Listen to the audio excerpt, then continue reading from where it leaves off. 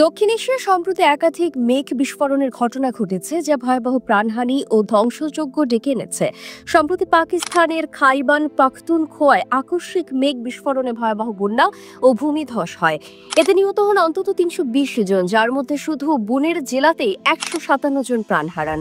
নিখোঁজ ও আহতের সংখ্যাও অনেক। এছাড়া ভারতের জম্মু ও কাশ্মীরের কিশ্তওয়াড় জেলার চৌষট্টি গ্রামে মেঘ বিস্ফোরণে বন্যা হয়।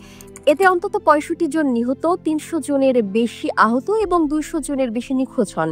এর আগে গত ৫ই আগস্ট দেশটির উত্তরাখণ্ডের উত্তর কাশীতে মেঘ বিস্ফোরণ ও হিমবাহ ভাঙনের ঘটনায় আকস্মিক বন্যা হয়। এতে ৫ জন নিহত এবং ৫০ জনের বেশি নিখোঁজ হন। এই অবস্থায় আলোচনায় চলে আসে ক্লাউড বার্স্ট বা মেঘ বিস্ফোরণ। সবার মনে একটাই প্রশ্ন, কি এই মেঘ বিস্ফোরণ আর কিভাবে ঘটে এই বিস্ফোরণ? চলুন জেনে নেওয়া যাক। মেঘ বিস্ফোরণ এক ধরনের প্রাকৃতিক দুর্যোগ, যা সাধারণত পাহাড়ি অঞ্চলে ঘটে। এর প্রভাবে খুব অল্প সময়ে প্রচণ্ড বৃষ্টিপাত হয়। সাধারণত ঘন্টায় ১০০ মিলিমিটার বা তার বেশি বৃষ্টিপাত হলে তাকে মেঘ বিস্ফোরণ ধরা হয়। এর ফলে আকস্মিকভাবে বন্যা ও ভূমিধস সৃষ্টি হয়, যা অতি অল্প সময়ের ব্যবধানে ভয়াবহ প্রাকৃতিক বিপর্যয় ডেকে আনে। বিজ্ঞানীদের মতে এ ধরনের ঘটনার পেছনে মূলত বায়ুমণ্ডলীয় অবস্থার জটিল মিথস্ক্রিয়া দায়ী। আর্দ্র বাতাস পাহাড়ি অঞ্চলে উঠে ঠান্ডা হয়ে কিউমুলোনিম্বাস মেঘ সৃষ্টি করে। এই মেঘ ভারী হয়ে গেলে অল্প সময়ে প্রচণ্ড বৃষ্টিপাত ঘটে। এর ফলে আকস্মিক বন্যা ও ভূমিধস হতে পারে। তারা আরও মনে করছেন, জলবায়ু পরিবর্তন ও পরিবেশগত বিপর্যয়ে মেঘ বিস্ফোরণের প্রকোপ বাড়িয়ে তুলেছে।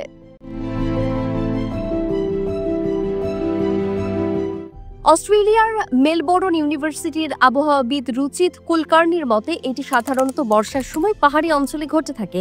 হিমালয়ের পাদদেশে আরব সাগর থেকে আসা আর্দ্র বাতাস পাহাড়ের কারণে ওপরে উঠে যায় আর অরোগ্রাফিক লিফট নামে পরিচিত। এর ফলে বিশাল কিউমুলোনিম্বাস মেঘ, উলম্ব মেঘ তৈরি হয়, যা আকারে বৃষ্টির ফোঁটা ধারণ করতে পারে। স্বাভাবিক বৃষ্টির মাত্রা সমতল ভূমিতে কয়েক ঘন্টা ব্যাপী হয়ে থাকে, তবে এই ধরনের পাহাড়ি বৃষ্টির ব্যাপ্তি ২ থেকে ৩ দিন, এমনকি মাঝে মাঝে এর চেয়েও বেশি হতে পারে। মেঘ বিস্ফোরণ ও অতিবৃষ্টির পার্থক্য। অতিবৃষ্টি হলো দীর্ঘ সময় ধরে বিস্তৃত এলাকায় প্রবল বৃষ্টিপাত, যেমন বাংলাদেশের মৌসুমী বন্যা। আর মেঘ বিস্ফোরণ হলো অল্প এলাকায় অল্প সময়ে অত্যাধিক বৃষ্টিপাত। এটি সাধারণত বন্যার চেয়ে অনেক দ্রুত ও ভয়ঙ্কর বিপর্যয় ডেকে আনে। সম্প্রতি মেঘ বিস্ফোরণের ভয়াবহ ঘটনা ঘটেছে পাকিস্তান ও ভারতে, তবে বাংলাদেশ বড় আকারে নথিভুক্ত মেঘ বিস্ফোরণের ঘটনা নেই। তবে পাহাড়ি এলাকায় স্বল্প সময়ে প্রবল বৃষ্টিপাত প্রায়ই হয়, যা ছোট আকারে মেঘ বিস্ফোরণ ধর্মী পরিস্থিতি তৈরি করে। গত বছরের আগস্টে বাংলাদেশের স্মরণকালের ভয়াবহ বন্যায় অন্তত ৭১ জন মারা যান। এতে ৫৮ লাখ মানুষ ক্ষতিগ্রস্ত হয়।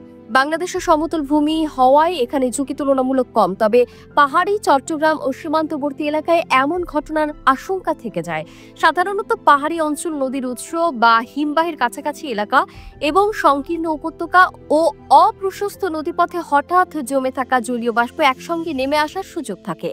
বর্তমানে মেঘ বিস্ফোরণে সুনির্দিষ্ট পূর্বাভাস দেওয়া সম্ভব নয়। আবহাওয়া অধিদপ্তর সাধারণত অতিবৃষ্টি ও বজ্র ঝড়ের পূর্বাভাস দিতে পারে, কিন্তু এত স্বল্প এলাকায় এত অল্প সময়ে ঘটনার জন্য আলাদা সতর্ক বার্তা দেয়া এখনো প্রযুক্তিগতভাবে কঠিন। তবে আধুনিক রাডার, স্যাটেলাইট প্রযুক্তি এবং স্থানীয় মনিটরিং ব্যবস্থার মাধ্যমে ঝুঁকি কিছুটা আগে শনাক্ত করা সম্ভব।